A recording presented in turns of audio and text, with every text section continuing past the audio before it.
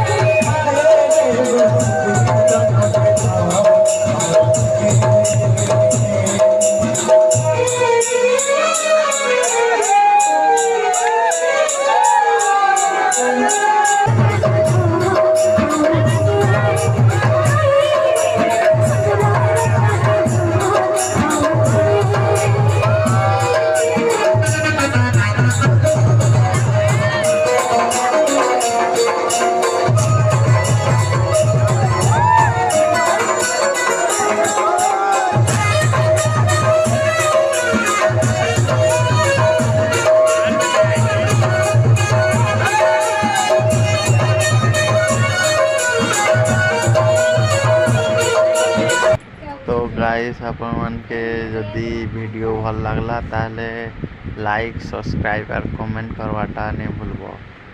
जय मां महालक्ष्मी।